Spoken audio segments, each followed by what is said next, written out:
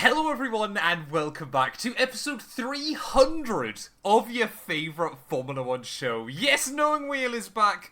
We're celebrating another milestone on the channel, and today we're here to talk about the Monaco Grand Prix. Jamie, for episode 300, you said you'd organise some special stuff for us today. How are we doing, sir? Did I? I don't remember. I'm doing well, yeah.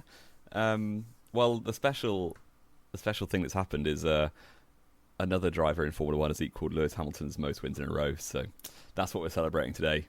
So well done Kimi Antonelli. If you've not watched the race, what are you doing here? And Monaco Grand Prix. It was fun.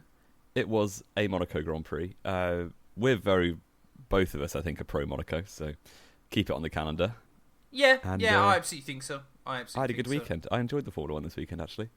Yeah, so I watched, apart from the F2 feature race, pretty much everything from Monte I didn't watch Carlo. the Junior. I watched some of the F2 feature race, but I saw Yeah, Kamara just not go fast at all on his outlap. I didn't know what that was about, but Yeah, that was quite funny. And then his team were complaining at him. But obviously, I mean, as much as we always talk about how we'd love to do an F2 and an F3 show, or F2 especially, this isn't the F2 and F3 show. It is all obviously about the Formula 1. I mean, let's be fair, Jamie. Obviously, practice, like I said, Monaco bizarrely is probably one of the only tracks where I actually am interested in watching practice, because it is just so fascinating seeing the circuit evolve so quickly, and kind of just the way everybody's kind of got to handle it. And Isaac Hadjar, of course, immediately, or not immediately, but towards the end of FP1, made an error down in towards the swimming pool, or through the exit of the swimming pool chicane. That obviously brought out a red flag. Lando Norris then had a separate issue then towards the end, or actually quite early on in FP2, which then obviously McLaren was fined for because they'd sellotaped over the external clutch release. I didn't which see is quite that. funny. So basically, obviously, all of the cars now are like, you can normally see it from the onboard shot. They've got like that weird little circular disc with a button on it, on like the Possibly. nose. Okay, You'd recognise it if you saw it. Yeah, maybe. Basically, yeah. So obviously, for downforce reasons, McLaren had sellotaped over that, which basically meant you couldn't press the button to release the clutch anymore, which is kind of hilarious. And they got a penalty for it. Surely it's their own They detriment. were fined €20,000 for this. Do you see the biggest news, actually, Jamie, as we enter the weekend? No. McLaren have been fined for breaching the budget cap. Really? Yes. That has been brushed under the carpet like crazy. It's because it happened in Formula E.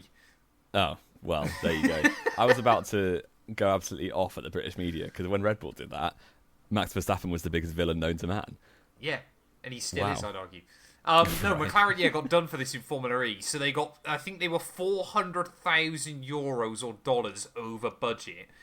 And the FIA and Formula E and McLaren all agreed the only reason they went over budget was they were spending an extra 400 grand to basically shut down the team and sell off the assets. So it had nothing to do with actually being in Formula E. They went over budget in Formula E by trying to save money and not being in Formula E. Yeah, because they're not in it anymore, are they? They pulled out. No. So, that was well, quite there you funny. go. Didn't see that at The all. but amount there you of go. Red Bull fans I saw online on Friday going, "Oh, Zach Brown said that Red Bull were the worst people ever for going over budget in motorsport. Now they've done the same." You go, "No, it wasn't anything similar." Well, Red Bull only went over on the catering, so... Well, I'd say I've been in Red Bull hospitality before. Those tiny. You are the those- problem. I can't remember whether they were little mini steaks or something, but whatever they were damn good. Let me tell you. Were they 400k or whatever it was? Probably, yeah. I reckon I reckon 24 Grand or 22 then, I suppose. Probably got 100 people in there. It wouldn't surprise me if they did spend at least 100 grand on those little steaks. Exactly. It's And part you of and the Virgil van problem. Dijk have got to eat something at Silverstone, so... Exactly. I even spoke to him, kind of. Really? Which is funny. Yeah. You had to I get a can't- ladder to get to his height. Yeah, exactly. Yeah, I can't actually. I think I can't remember what he said to me off topic. We've got very off topic immediately. But yeah, no, I had completely forgot that I spoke to Virgil van Dijk. had a very brief conversation with him, which I guess is good. Anyway, Jamie, let's go back to Monte Carlo then. Obviously, qualifying. We'd hyped it up pre-weekend, hadn't we? Qualifying, as always in Monaco, was going to be the best thing. And I tell you what, because these cars weren't energy limited, there was no kind of battery management in qualifying. It was a great watch, wasn't it? As it always really was. is. Yeah, Monaco quali is always the main event, and we say that going in, and it didn't disappoint, I don't think. Yeah, well, obviously there wasn't too much drama in terms of red flags or anything. Only the Bortoleto crash, which I think all of us have done on the F1 game at some point in our lives. I certainly have. So, yeah, that was only in Q1. Screwed over Ollie Behrman and Esteban Ocon quite a lot. So they were both out with the Cadillacs and the Aston Martins. I just don't think Haas had the pace here. Haas historically suck at Monaco. They do. I don't know. Yeah, it's a weird one, isn't it? But anyway, they were both out. Q2 was fairly normal. I was a bit disappointed because Audi looked good all through practice. They looked like they might even be rivaling McLaren for the Row 4. They kind of looked like best of the rest, if not kind of McLaren's worst enemy, didn't they? Yeah, and then it just didn't come together. And it's a well, weird the one. McLaren by Q2 absolutely ramped up, didn't it? At one point in Q2, it looked like McLaren might have the car to beat, and then suddenly didn't again. Yeah, I think a lot of that was down to the likes of, Antonelli, Ferrari, and Max just didn't really go all out in Q2, and I think McLaren had to do 2 laps, didn't they? So yeah, it was a fairly normal Q2 as well. The Williams drivers on the cusp of Q3. Lawson and Gasly were the only 2 to get through who weren't part of the big 4 teams. But yeah, it was going to be a tight one, and especially the first runs in Q3, Antonelli was 1,000th of a second ahead of Verstappen. And if that was what decided pole, I'd have been really annoyed. Because that's the equivalent of like 3 centimetres or something stupid like this. Yeah, especially at Monaco, it's probably... Normally they say 1,000th of a second is 5 centimetres, don't they, in Formula 1? But I guess because of the lower speed... average speed is way lower, yeah. Yeah, you're looking probably at 3 or 4, I would have thought, which is wild, isn't it? But luckily in the final... I mean, Leclerc messed up his first run, so he then went back out earlier, looked like a big threat, and then being Charles Leclerc, he's, got to have some kind of issue at the end of Monaco qualifying and just trying to basically go for a glory run, wasn't he? Second time round, Tyres had basically given up and he stacked it going through to back. Luckily, it didn't really upset anybody else because everybody else had pretty much finished their runs. But obviously, like you said, Antonelli 1/1000th of a second quicker than Max in the first run. Did extend that margin by 43 times next time round. Wow, he must be the GOAT. By 43 thousandths of a second over Verstappen. It's not a lot, is it? Well, I must admit, when I saw Hamilton cross the line and go... I think he only went P2, didn't he? Or might have gone on pole temporarily. I was like, I would take this. And then I saw Max go quicker. I was like, I don't want this. And then I saw Kimi go quicker than that. And I was like, get in. I think Antonelli's performance was incredible. And you saw he was so full of adrenaline on the in-lap. That Mercedes... I was talking pre-show to Matt. I think one of the Ferraris should have definitely been on pole. I think they're the fastest car in qualifying. I think that Red Bull and Mercedes, as that track continued... I think the Ferrari was able to reach its ceiling a lot quicker than the other 2. But I think just because you're at the absolute peak grip and everything else, and obviously Mercedes and Red Bull, despite the fact that, it doesn't make much of a difference in Monaco, as confirmed by Aduo, do have better engines than Ferrari. So I think just that little bit of raw horsepower was the limiting factor ultimately. I'm not sure. I think Antonelli and Verstappen were driving at a better level than either Ferrari driver on Saturday, because Leclerc had a shocking Q3. He had really, really messed it up. And obviously Hamilton's 41. So I think Hamilton 10 years ago probably gets pole in the Ferrari, but there you go. Possibly. I think it's difficult to tell, isn't it? You never quite know. It's the thing is with Monaco, isn't it, as well, is it's just so about that exact moment on that exact... Exactly. It is the thing, when you're talking about these kind of fine margins around a track like Monte Carlo, it's a gust of wind somewhere that just creates that little bit of instability in the car once... that then you just have that in the corner of your mind. Scuppers your whole lap. Like that. Exactly. Andrew Benson, who is obviously an F1 journalist on BBC, said that the Ferrari was fastest all weekend and should have won. But there you go. I won't I won't think elaborate. That's hard to argue when you watch the way that... I mean, Benson, let's be fair, for an F1 pundit nowadays, I've got no idea. He must have the easiest job in the world because he never does anything, it feels like. And he's on Radio 5 Live. That's about it. He's just Radio 5 Live at about 3 articles a week. It's insane. He must work about 4 hours a week. It's incredible. But, I mean, I think when you look at the way the Mercedes ran away, or Kimi ran away in the race, though, I think it's hard to argue that the Ferrari... I think the Ferrari looked quicker earlier on, but as the grip ramped up, it seemed like, obviously, Mercedes, and even Red Bull, if they could get into second gear, could have had a bit of a better chance. You know what I honestly thought, though, at the end of qualifying, when Kimi snatched that pole back away from Max by 400ths of a second, I was like, this is exactly the kind of thing Max would have done a few years ago, where you just snatch pole away from someone and deny someone else that little bit of kind of, like Max did with Fernando here, where you kind of steal away that storyline that could have been and just keep the limelight to yourself is such kind of a Verstappen thing as well. He can't help but win at the moment. It's crazy. Like, he looks like he's not going to lose any race right now. No. He's in complete flow state, isn't he? And he's 19. It's like, it's mental how good he is, but... Yeah, fair play. I was disappointed. This is another thing Jamie and I spoke pre-show is I've had quite a few people come to me saying Jamie is still an Antonelli hater. I'm really not. To make it very clear he's not. But despite the fact he still sounds like he is a lot of the time. So I think now we're going to really see Jamie start hyping up Antonelli more. I'm just good. a Max Verstappen fan. And Antonelli was the villain this weekend because I wanted Max to win. So he wasn't the villain. He was the hero we all needed. I mean, depends the on thing your is, we are literally in a moment right now, aren't we? Where he's like, this is Kimi Antonelli's world, and we're just living in it. The run he's on is insane. We are going to look back on this when Antonelli's like a 3-time world champion in 3 years' time, and I'm going to look back at 3 years ago when he was in Formula 4, and I was telling you this. Yeah, when he was a teenager. You were trying to downplay him in F2. Still is a teenager. Incredible. Yeah. Incredible. Anyway, Antonelli got the pole, like we said, ahead of Verstappen. Ferrari locked out the second row. Hamilton, can we talk about the fact he output? I know Leclerc had a bit of a stinker, but this is one of Hamilton's bogey tracks, and absolute Leclerc, he literally is Leclerc's back garden, and Hamilton outqualified him here. I mean, it's also Lewis Hamilton's back garden these days, to be fair. It's most of the drivers' back garden, but it's always been Leclerc's back garden. I mean, yeah, it was decent from Hamilton. Again, I think he had a clean... the car in P3. How can you he had a clean session decent? In the fastest car, and Leclerc messed it up. That's what I'm saying. Leclerc would have been on pole in a clean Q3. He just messed up his first run and then had to go out early. I think you can make the argument that a lot of people...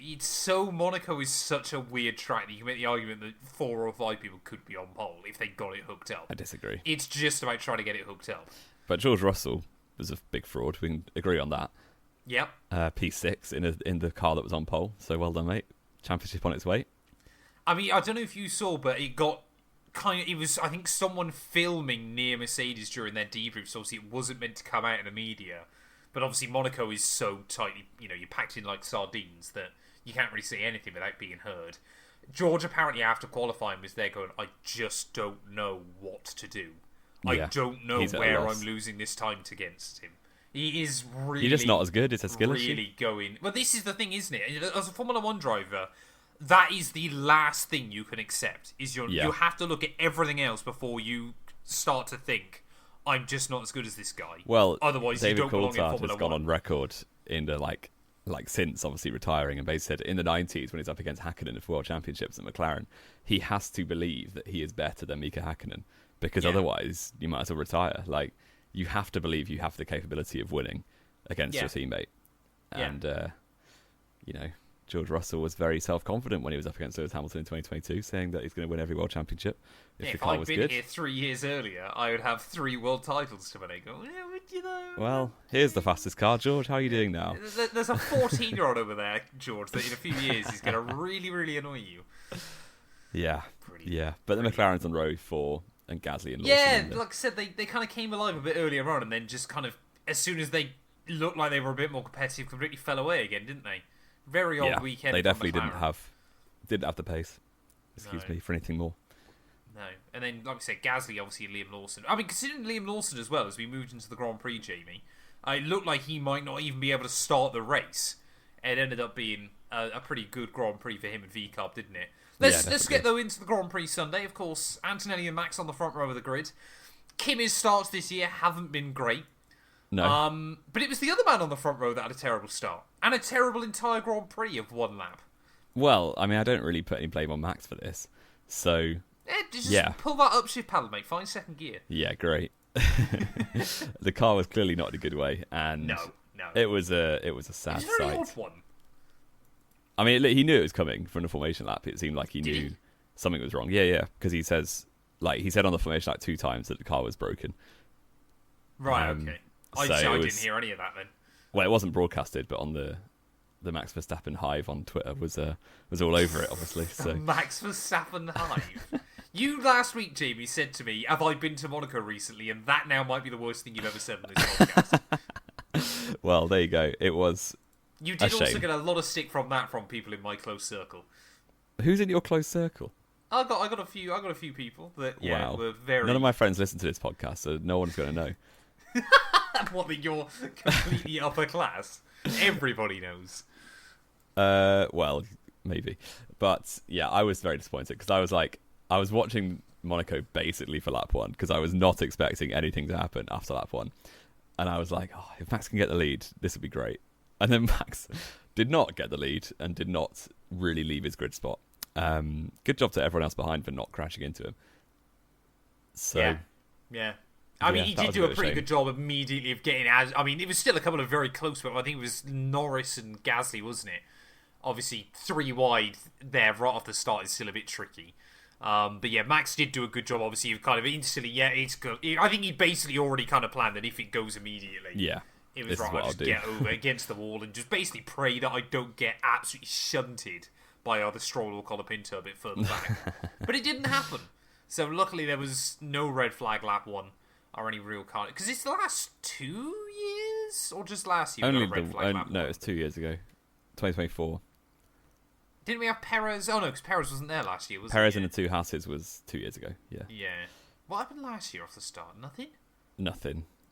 It was just Norris, Leclerc, Piastri. Nothing happened all race. So I mean, let's be fair though, Jamie. Obviously, like we said, apart from the Max drama lap 1, it did very quickly turn into a Monaco Grand Prix, didn't it? Yeah. I think there was still a bit of intrigue when it came to strategy. There was still a few little. There was always.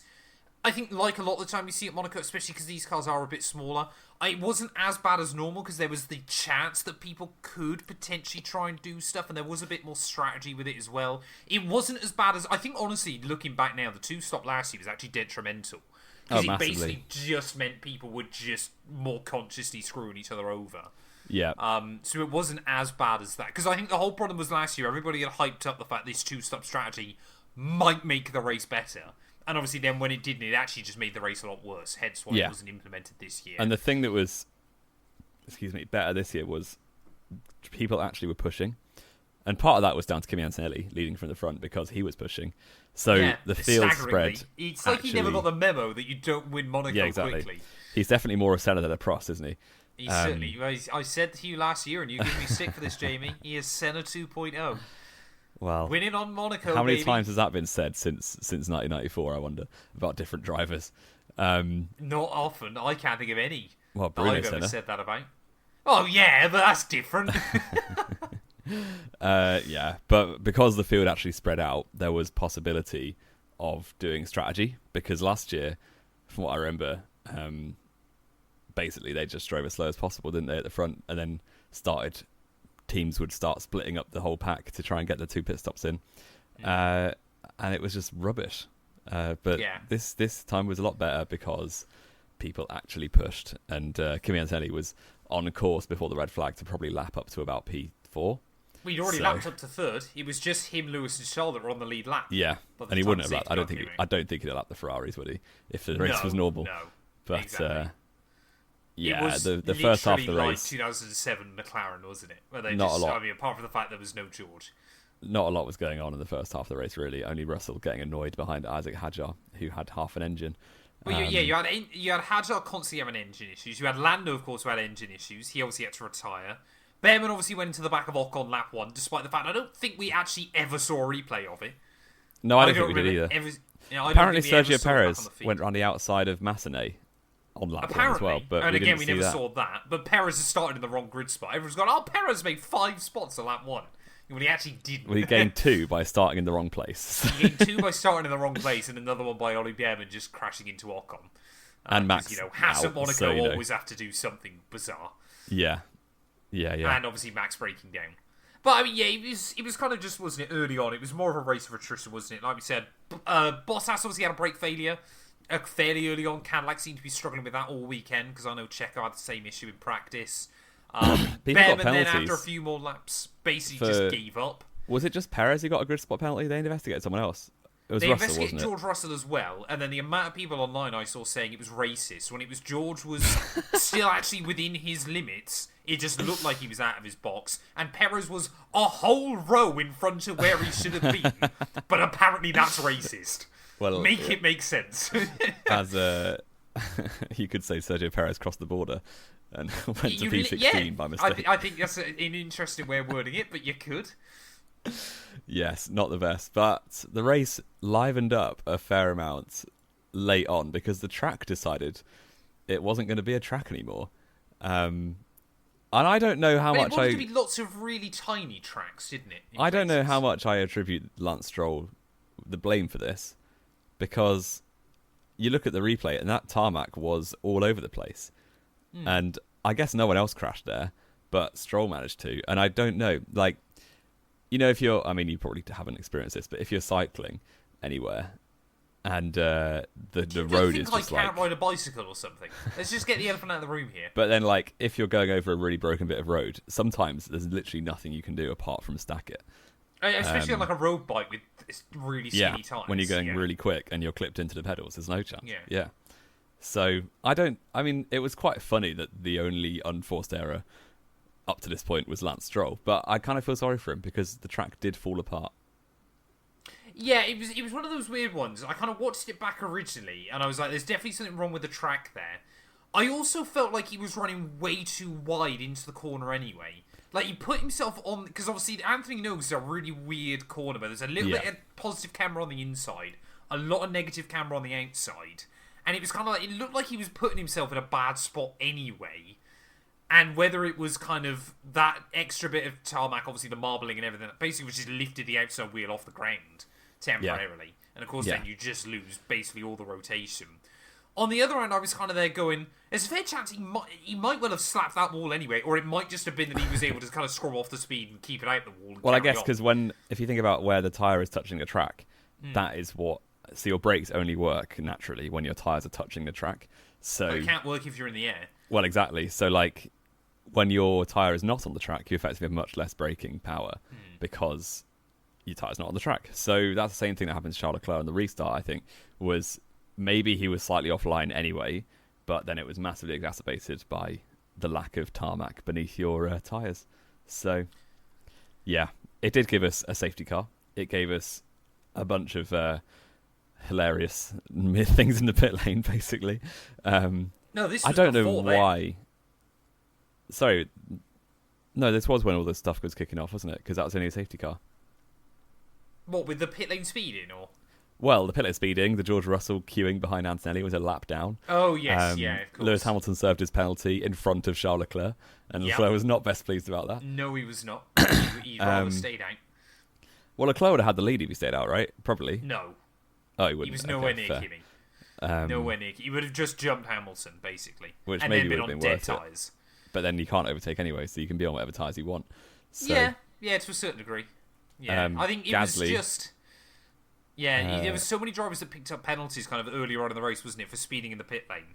And they think it was because of the weird way Monaco's pit lane isn't straight. Everybody was cutting over the pit lane entry slightly. So although they weren't technically actually speeding in the car, because obviously it's measured in sectors down the pit lane, you got between two sector points too quickly. Despite the fact you hadn't sped, you just hadn't gone on the proper expected track. line. You basically cut the corner. Yeah, basically. And this exact thing, did you know this exact thing happened to Sebastian Vettel in Singapore 2009 on the way into the pit lane? Yes. He cut the corner and got a drive-through penalty for it. So it's not unprecedented, as all the Lewis Hamilton fans will make you think. The Lewis Hamilton fans weren't. It was just the fact that everybody was getting penalties for it. A certain Lewis Hamilton fan I know was crying absolutely crazy about the penalty system. Apparently the FIA are racist, everything's going off. Oh, Alex, he's a mug. I don't remember saying anything like this. No, it wasn't Matt, don't worry. But yeah, apparently Lewis Hamilton's had the unluckiest season of all time, but there you go. He would be winning the title had luck been adjusted. Had he been in that Mercedes instead of Kimi. Had he been driving a different car, he winning the title. Exactly, fantastic. Yeah. Had he been in that Mercedes instead of Kimi, if Kimi was still down at Williams, like they would have done with George. By your Michael Schumacher logic, when he chose to leave Ferrari, but you say he was forced out by Kimi Raikkonen. Montezemolo didn't want him there anymore. There's a huge amount of articles about this. I would say that Lewis Hamilton was also forced out by Kimi Antonelli because he's a better driver. So, I think that's... I'm not even going to argue again. Mercedes wanted to plan for their future. I think that was fairly obvious. At the time, they were pretty open with it. yeah, didn't he wouldn't be driving the Mercedes even if he wanted to be by now. You never know. 2026, he could have come back in a big way. Who knows? Great. Anyway, Jamie, obviously, yeah, Stroll stacking it, brought out the safety car. Obviously, we had all these penalties. It was getting pretty difficult to work out what on earth was going on. Safety car comes in, ready for the restart, and then Leclerc just bins it at exactly the same place Lance did earlier on, because it's Charles Leclerc, and he's just got to have weekends like that. Exactly. It was quite hilarious watching the restart, and you see, obviously, Antonelli Hamilton come through, and then it's just Isaac Hadjar, and you're like, where did Charles Leclerc go? I said immediately, was like, I swear I've just seen Leclerc hit the wall in the background. Yeah. My dad was like, what? No way. I was like, well, where on earth is he then? Yeah, exactly. So that gave us something to laugh about, and it also gave us a red flag. So, yeah, that was quite a long delay, actually, wasn't it? It was a good 20 minutes, half an hour? Half an hour, yeah, it must have been. And they didn't actually fix the track. They just swept it, so all the bits went away. Well, they were the bigger problem, wasn't it? And especially with only 8 laps to go, you're kind of like, well, we can't... You basically just... Every driver now knows what to do. You either avoid it and don't have to worry about the risk, or you take the gamble with it and hopefully find a bit of lap time. But it was mainly the marbles that were causing the issues, but of course it was because the pothole was there. That was then obviously you were able to drag the tarmac out of into the marbles because of it. But But the red flag was long. It was long, and it did give us a restart, a full standing restart. Which did you see Pierre Gasly, by the way, when he found out about his second 5-second penalty for speeding in the pit lane? He was basically like slapping a wall with his shirt because he was obviously running P4 at the time. Yeah. And then he had a 10-second penalty, and obviously like 8 laps to go. It's very unlikely that you're going to be able to do anything. So yeah, he was very, very annoyed. And then on the in-lap, he was literally just in denial. He was like, well, I finished third, who cares? I don't like this anymore. So that was a shame, because I think he drove really well and deserved the podium, I would say. But there you go. Yeah, I think the one bit of solace there, at least for me, as someone that isn't either a Gasly fan, was the fact he was still a Frenchman on the podium in the end. Yeah. He was between him and Hadjar. Which I guess was... I like Isaac Hadjar. I think he's the one I've done the biggest turnaround since his F1 debut. Yeah. Because I thought he was a little rat when he first came into the sport, but... I think that's a bit harsh. He's great. I mean, his F2, he just wound me up in F2, so... Yeah, he definitely had a lot of good PR training, hadn't he? Yeah. But he is a funny guy outside the car really as is. Well. Which is good to see. But anyway, obviously, we had the red flag restart. This was absolutely the moment where Kimi Antonelli proved his worth, kept the lead off the restart, and then basically just drove off from Lewis Hamilton again.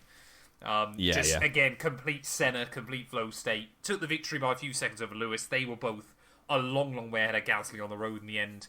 Hadjar, despite all those engine issues, basically all day, held on ahead of Isaac Hadjar. Held on ahead of Piastri, even, I should say. So obviously he managed to bag that final podium slot. Oscar in 4th. Gasly, I think, they were down was like 8th or something. Come the end of the race. Yeah, he finished 8th, Because obviously, also, what on earth was George Russell doing on this restart? That was crazy. I knew you were going to bring this up. That was mental. It's just like complete head loss from him. I get he had a drive-through penalty. He had a drive-through penalty for obviously not serving his 5-second penalty correctly, which was Mercedes' fault, to be fair, because I don't know if you saw the onboard.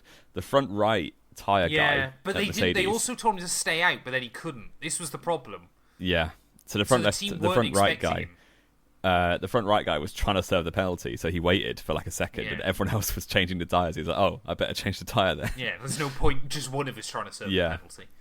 So he got a bit unlucky, but then the fact he was basically like, "Well, screw it, I'm just going to mess this race up for everyone," and but by going slowly, surely all he's doing is not allowing field spread, because there was no way he was going to make the time anyway. No, but he was just hoping that basically a few cars behind him take each other out, and he still gets a point or something. I guess, and that is kind of what happened. But yeah, he didn't get a point. He came 12th. No, he didn't. But Nico Hülkenberg got extremely unlucky because I don't know what else he could do at the hairpin here, and he was obviously getting points. He was up the inside of Esteban Ocon, who tried to blow him up on the inside of the hairpin. Hulk had the most lock you've ever seen on a Formula 1 car, trying to get around his hairpin, and Sainz cuts off the front right. Crashed out. He could have broke, right? He did. He was going about 2 miles an hour around the inside of that hairpin. He could have stopped, and therefore he wouldn't have hit Sainz. Well, Sainz just turned like across him as if there was no car there. I guess he didn't know I there was don't any think car going there. into the Monaco hairpin on the exit, if you're going into the Monaco hairpin and you're thinking about the exit, you're not thinking of the car 2 cars behind you. It's true. But it was clearly a racing incident for me. Also, Frank Colapinto made a worse attack on Carlos Sainz 2 corners later. Sainz's car, to be fair, was destroyed at that point. Yeah, but still, Colapinto took him out a lot more than Hulk did. So, I don't know. And it was all George Russell's fault anyway. Penalised him for being a mug. I don't know. It was really annoying. But what was more annoying, actually, and we'll get on to some predictions, it temporarily raised Sergio Perez into P10. I've been watching this battle all day because Alonso and Perez, after we made our bold predictions, were like the two. I was even tempted at one point to message you mid-race, kind of going, "Should we just say whoever finishes higher gets the bonus point?" But yeah, Sergio Perez was genuinely nearly got Cadillac's first ever point. Yeah, and then he managed to stop in the wrong grid slot again. Yeah, he managed to. No, he wasn't in the wrong grid slot this time. He was out of way position too that far time, forward. wasn't he? Yeah, so he managed to do it twice in one race, which is rather impressive. Yeah, that must be unprecedented. Fisichella did it twice at the same track, didn't he? Yeah, but not in the same year. Not in the same Grand Prix, no. And yeah, there was lots of penalties. The only astonishing thing was Esteban Ocon didn't get one. So I thought he did. It just made no difference in the end. No, he didn't. No 5-second penalty for Ocon this time around. So oh wow, there you go. But yeah, that was the end of the race. It was fun. It was chaotic. Monaco should stay on the calendar for as long as it wants. Yeah, I'm with you. Keep George it on Russell, there. Saturday is worth it. George Russell's 66 points off his teammate now. I don't see that coming down. I think Antonelli's won the title. Yeah, with the way he's looking at them. Jamie, no driver has ever won 5 races in a row in a season and not won the title. Well, yeah. The closest was probably Lewis Hamilton in 16, but I guess he only got 4 in a row in that season, probably. So, Do you want your quiz real quick? I do want the quiz real quick. As we know, Fernando Alonso scored a point. He did. For the first time since the 2025 US Grand Prix, where he also finished 10th. So you just have to get anyone who scored a point in that race. Go. Oh, good lord. Verstappen. Yes. I believe he won that race. He did. Lando Norris. Correct. Oscar Piastri came like 5th or something, I feel Correct, he did. Lewis Hamilton. Correct. Charles Leclerc? Yep, he was 3rd. Good job. Yep.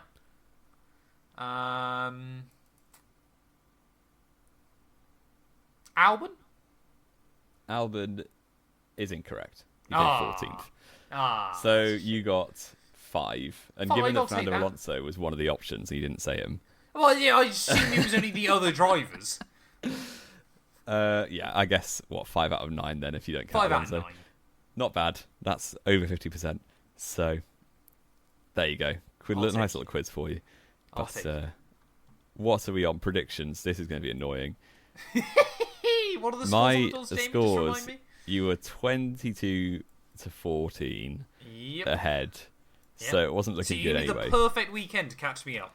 I did. And my perfect weekend started with Charles Leclerc on pole, which if he wasn't a bottle job would have happened.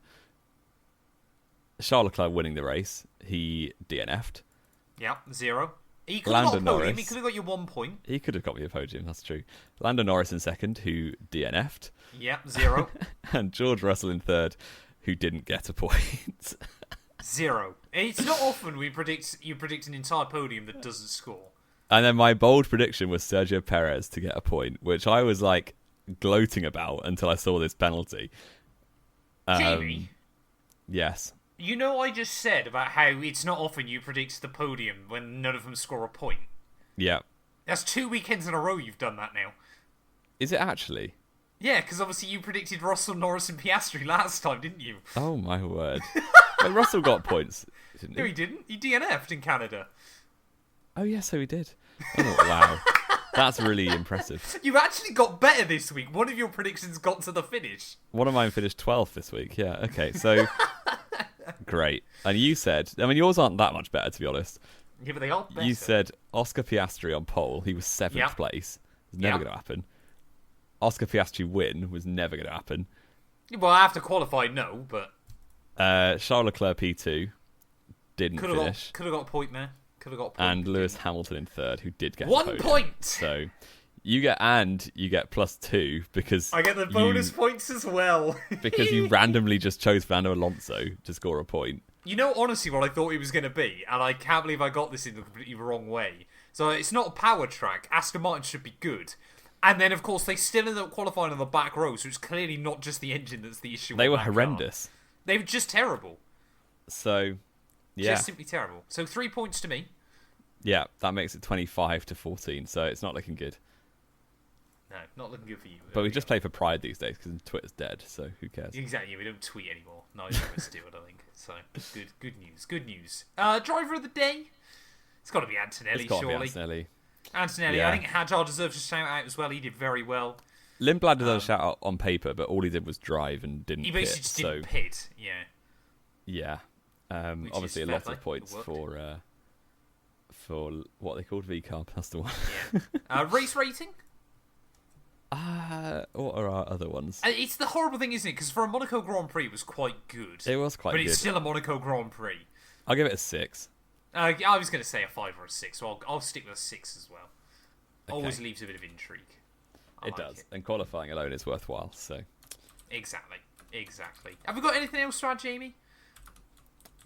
I don't think we have. Spain this week. This week. We'll be back later on in the week, I assume, to do a pre-show. Wonderful. Formula 1, we're getting back into the swing of things now, aren't we? It's good. I like it. And we'll see you all on Friday morning. Yes.